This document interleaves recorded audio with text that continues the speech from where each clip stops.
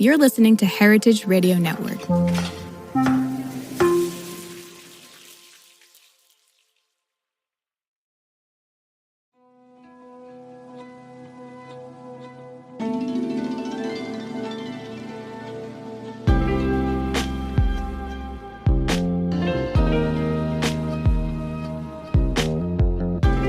Okay, Sash, we're back for episode 2. We learned so much about you, and we started to learn a bit about Gullah Geechee cuisine, but you left us on a cliffhanger. I have been holding my breath this whole time. Please, please, please, get us off that cliff. Yeah, I left y'all on a cliffhanger. Y'all like that? Yeah. I had to be cheeky. You know?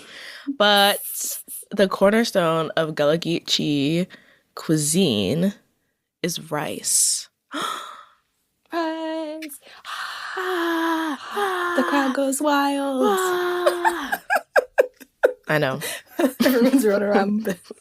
Well, as they should. Okay, rice. This is fascinating because from our conversations and from what I've been able to gather in my very minimal amounts of food studies research, but in your very extensive food studies research, there's not a straight line necessarily drawn through to rice and African American foodways. So what's up with that?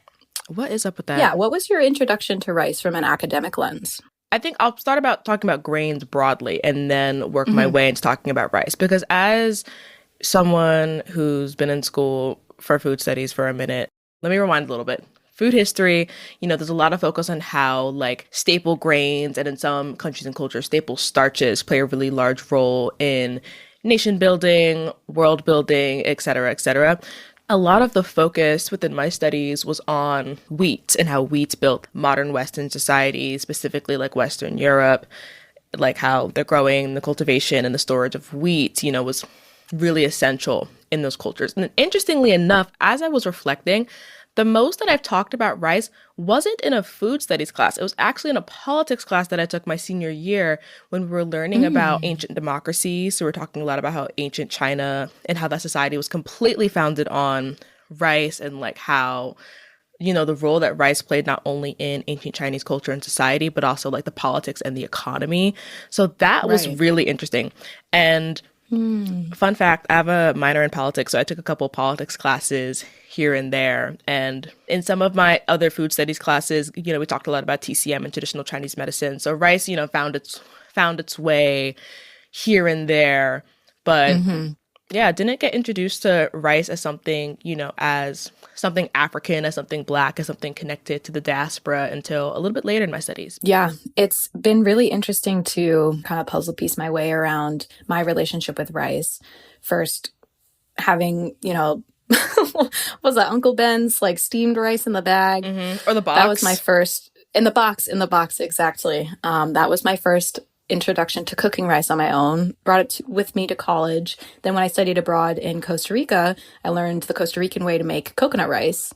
And then from there, that turned into, okay, great. I now know how to make this type of rice that connects me to this place and this way of interacting with culture.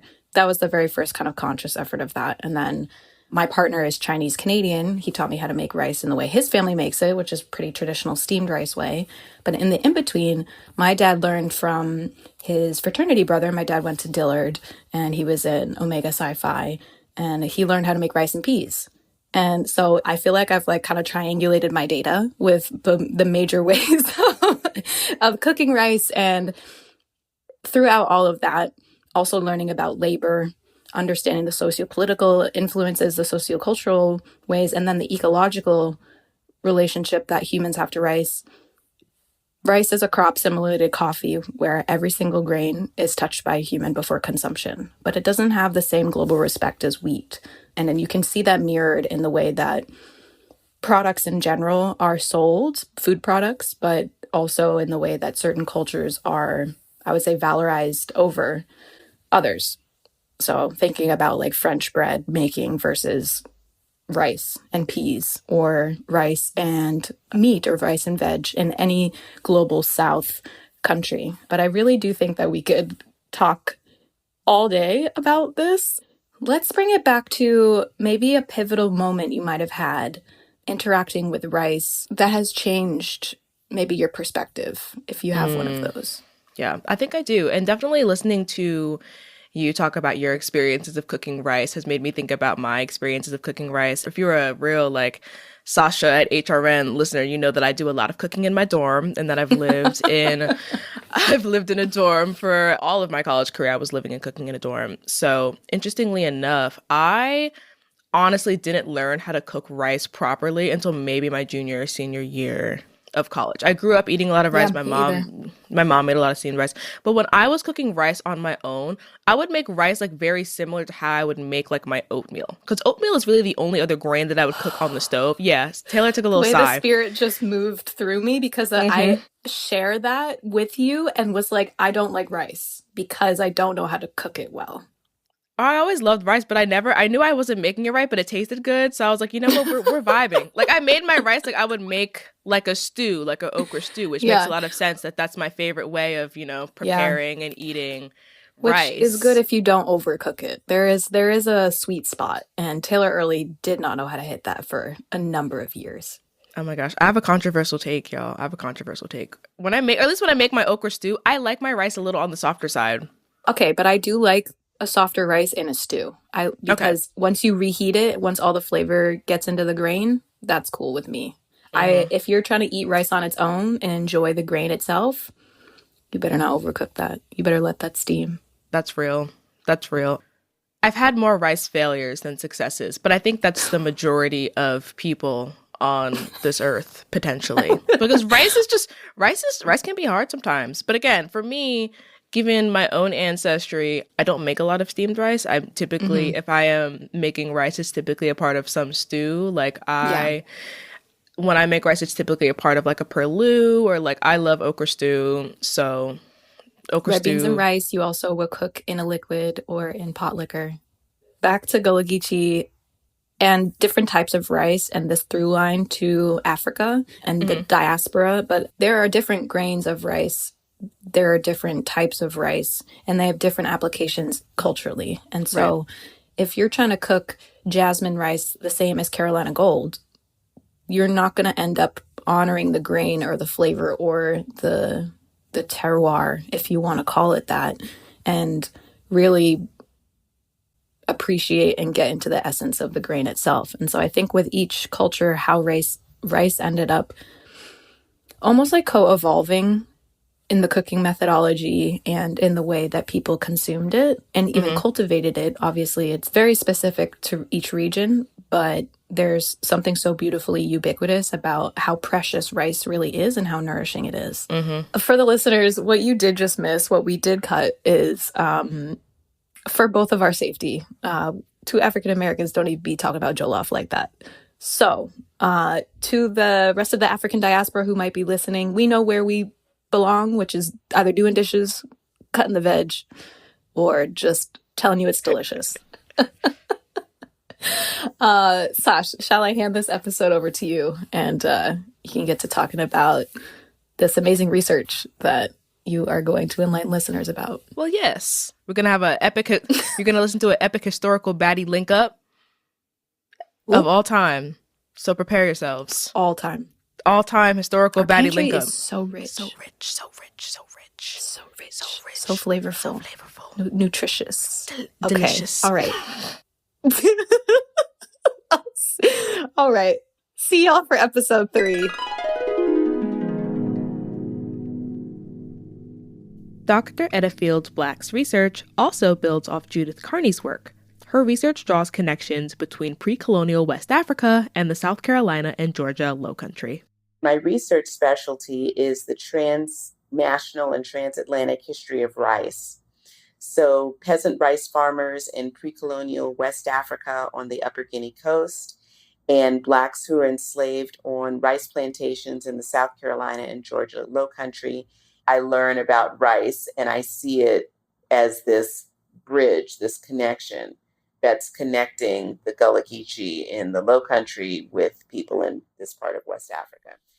I'm always trying to use food to trace back my connection to Africa. Whether it's through collard greens or okra, food is the tool I use to piece myself together. Dr. Fields Black feels the same. Discovering more of her family history was the launching pad for her work. She started traveling to South Carolina and learned more about her ancestry every time she went. But it really wasn't until 2013 when I visited a cemetery on a rice plantation where my father's family is buried, where I encountered what I encountered, which was an open grave full of water with my ancestor's skull floating at the top. And it completely changed the way I looked at history. I'm just no longer satisfied with teaching an academic version of slavery. I can't sleep at night. I can't look at myself in the mirror. I'm driving my kids around in a hybrid SUV with organic handmade snacks that they're not eating. And I'm living this life on the back of my ancestors. They're swimming in their graves down there in South Carolina. What am I going to do about it? I cannot imagine what an emotional and radicalizing experience that was, wading through the graves of your ancestors. From this point on, Dr. Fields Black not only dedicated herself to uncovering more of her personal history, but also examines the cultural retention amongst the Gullah Geechee people.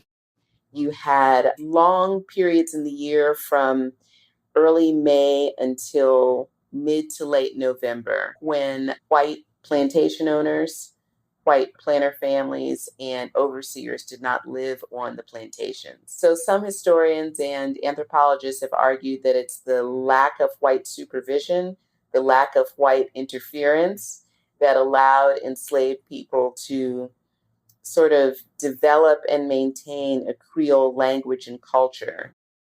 When we talk about enslavement, we're typically taught about the extreme levels of control that enslavers exerted over enslaved Black people.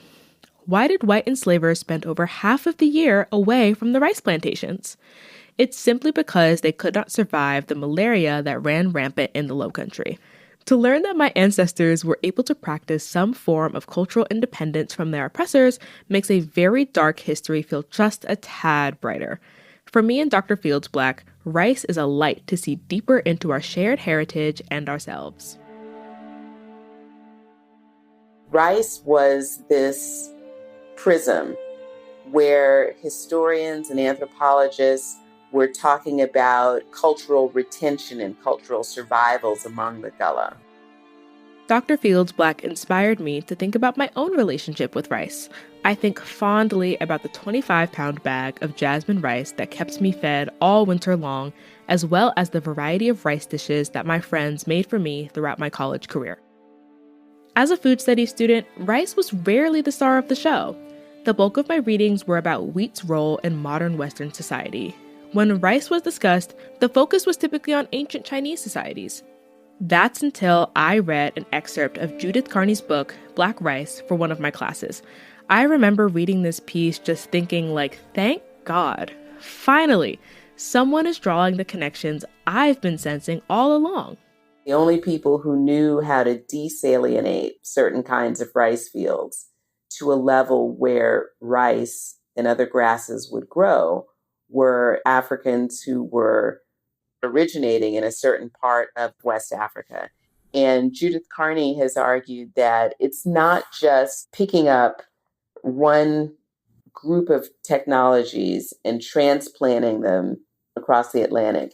It's really about a knowledge system, the West African rice knowledge system, she calls it, and being able to adapt this crop to about 50 different microenvironments. If you have that knowledge system, you can pretty much grow rice anywhere. This West African knowledge system that both Dr. Carney and Dr. Fields Black discussed within their research is what connects my ancestors back to the continent. Out of 50-plus microenvironments, from rocky hillsides to mangrove swamps, rice in West Africa and the Lowcountry are grown in the same conditions. Now, of course, rice is grown all over the world, right? Asia, Africa, the US, South America. but only in 2 places is rice grown in brackish water, and that's in West Africa and then in the South Carolina and Georgia Low Country. The global nature of rice will never fail to amaze me, and the fact that a singular grain can pinpoint the connection between me and the continent is astonishing. I often think about how these ancestral legacies will continue in the face of climate volatility. Coastal foodways across the globe are being faced with new challenges. I know that people definitely have ways to mitigate that, and luckily for us, Dr. Fields Black has some words of wisdom. Judith Carney would say this is why you have these 50 plus ways of growing rice in 50 plus microenvironments, because you've got to eat. People have learned over time to diversify where they're planting rice and to diversify planting rice in more than one microenvironment, so that if you have a year or a couple of years where you get too much rain or not enough rain, you might abandon some rice fields. If there's one thing about my ancestors, they will make a way out of no way, ensuring that our food, our culture, and our legacy will live on. A father might tell his son, you see that over there, that overgrown thing, that's your granddaddy's rice field. I have never cleared it, but you and your sons might clear it. Don't forget it's ours. I know I've been teasing y'all with all this rice talk. Well, next week, I'm getting in the kitchen to satisfy your craving.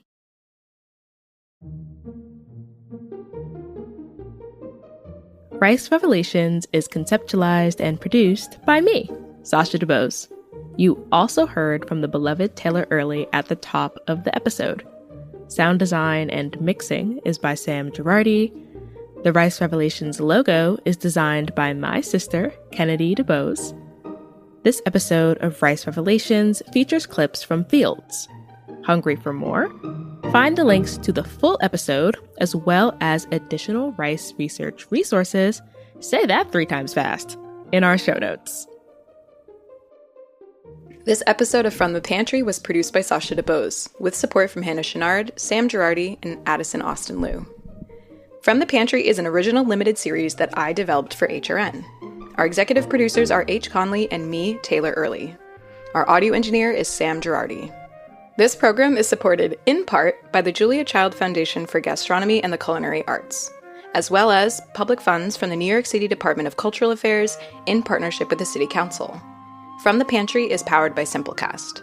From the Pantry is a production of Heritage Radio Network, the world's pioneer food radio station. Learn more at heritageradionetwork.org and follow us at heritage_radio and at meaty.gram.